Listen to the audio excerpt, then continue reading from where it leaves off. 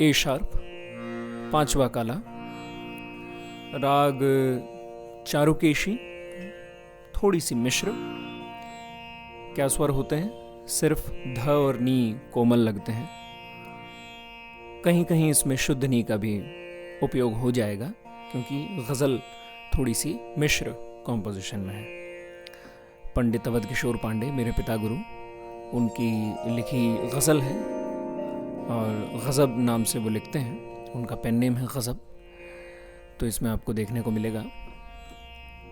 Composition की कोशिश की है मैंने इसकी, कुछ 3 साल पुरानी कॉम्पोजिशन है ये, 2022 में बनाई थी और रिकॉर्ड करी थी। ए शार्प से सिखाने जा रहा हूँ, आप इसे अपने पिच मुताबिक कन्वर्ट कर लीजिएगा, पहली काली से दूसरी काली, जहाँ से भी आप गाना चाहें। इसके लिरिक्स आपको डिस्क्रिप्शन में मिल जाएंगे। फिर भी मैं एक बार थोड़ा इंट्रोडक्शन दे रहा हूँ गज़ल का, तो इसमें बता देता हूँ। सुर एक बार देख लेते हैं।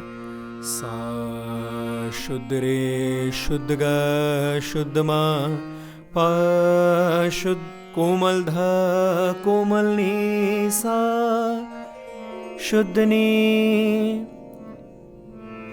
शुद्ध नी, सा कोमल नी कोमल ध सा। मेरे ख्याल से नीचे ये कोमल ध तक ही जाएगी और ऊपर भी।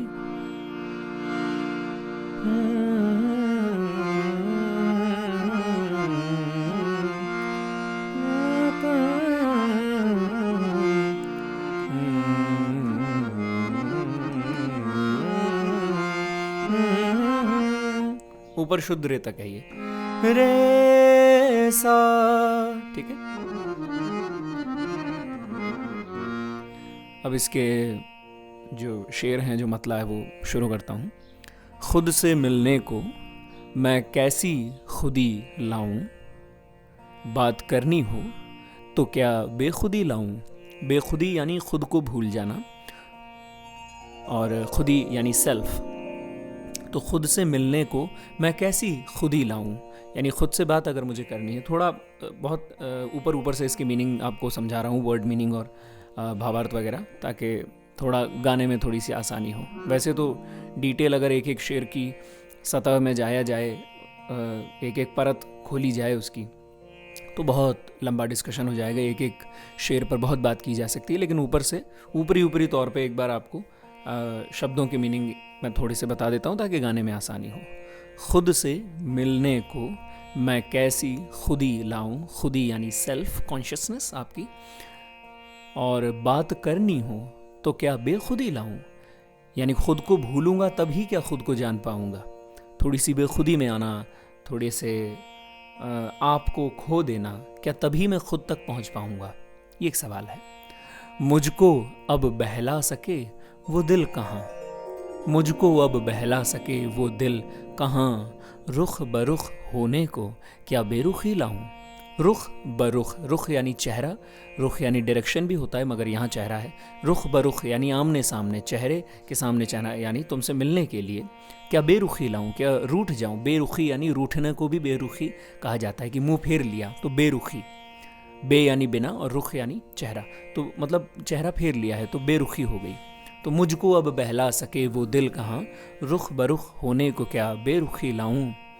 वाह तो कर दी है मैंने तुम बढ़ो, वाह तो कर दी है मैंने तुम बढ़ो, तुम तो हीरा हो मैं कैसा पारखी लाऊं।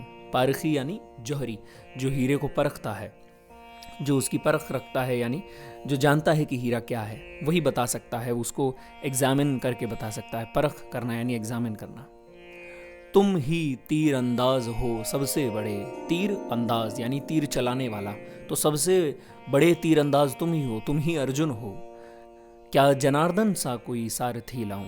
अब अर्जुन मैंने इसीलिए बोला क्योंकि दूसरा मिसरा है, जो दूसरी पंक्ति है, उसमें जनार्दन यानी श्री कृष्ण का जिक्र किया है, और सारथी यानी जो सारथी का रोल उन्होंने अदा किया था महाभारत में, यानी श्री कृष्ण ने रथ चलाया था, जो रथ को चलाए सारथी, और रथ पे बैठे थे वो थे अर्जुन। तो तीर अंदाज वो थे तीर चलाने वाले वो थे और जनार्दन यानी श्री कृष्ण जो थे वो सारथी थे। तो तुम ही तीर अंदाज हो सबसे बड़े, क्या जनार्दन सा कोई सारथी लाऊं। छोड़ भी दो जिद कि बस अब घर चलो, छोड़ भी दो जिद कि बस अब घर चलो। तुम कहो शानों पे मैं पालकी लाऊं। शानों यानी कंधों पे, शाना यानी कंधा होता है और पालकी तो खैर आप जानते ही होंगे। तुम कहो शानों पे मैं पालकी लाऊं। मैं गज़ब था और गज़ब हूँ बस गज़ब। गज़ब पेन नेम है राइटर का, पंडित अवध किशोर पांडे। मैं गज़ब था और गज़ब हूँ बस गज़ब, क्या ये कैसे ये साबित करूँ, क्या पैरवी लाऊं। पैरवी यानी दलील, कि मैं क्या आर्ग्यूमेंट प्रेजेंट करूं, क्या पेश करूं जिससे ये साबित हो जाए कि मैं गज़ब था, मैं गज़ब हूं और गज़ब ही रहूंगा। तो कैसे ये साबित करूं, क्या पैरवी लाऊं। ये इसके मीनिंग हो गए, वर्ड मीनिंग हो गए, थोड़ी लिरिक्स हो गई। कॉम्पोजिशन भी आपके जो जिन स्वरों में जा रही है मैंने बताई दी आपको। अब जैसे मैंने ये गज़ल सिखाई थी शायद पहले भी कि तुम्हें जो चाहिए मैं वो खिलौना लेके आया हूँ, वो सेम राग है, ठीक है।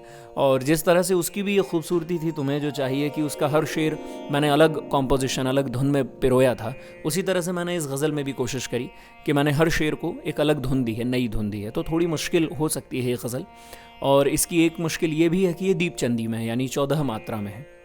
तो दीपचंदी कुछ इस तरह से है।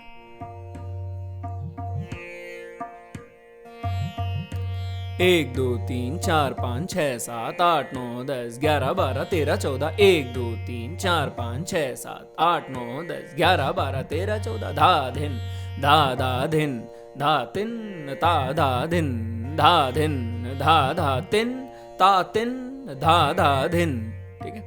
ये इसके बोल हैं दीपचंदी के। ताल के बारे में डिटेल में हम बाद में भी बात कर सकते हैं, लेकिन हाँ फिलहाल इसका जो खंड आप समझ सकते हो वो यूं है कि धा धिन धा धा तिन ता तिन धा धा धिन। ये इसके 14 मात्रा के बोल हैं, जिसमें से एक एक मात्रा खाली जा रही है। 1 2 डैश 1 2 3 डैश 1 2 डैश 1 2 3 डैश, ठीक है। तो इसको बाद में मैं पूरी उंगली पर गिन के भी दे ही दूंगा, लेकिन अभी एक बार ये इंट्रोडक्शन हो गया कि ये ताल दीपचंदी में है, 14 मात्रा हैं। और 5वीं काली से मैं सिखाने जा रहा हूँ चारुकेशी, मिश्र चारुकेशी राग है। हर एक शेर की कॉम्पोजिशन अलग होगी। लिरिक्स पंडित अवध किशोर पांडे जी, मेरे पिता गुरु जी की है, और कॉम्पोजिशन मेरी है, ठीक है। अब आगे एक एक करके मैं 2-2 लाइन की अलग अलग वीडियो क्लिप्स दूंगा, ताकि हर एक शेर को, हर एक कपलेट को आप अच्छे से सीख सकें और गा सकें।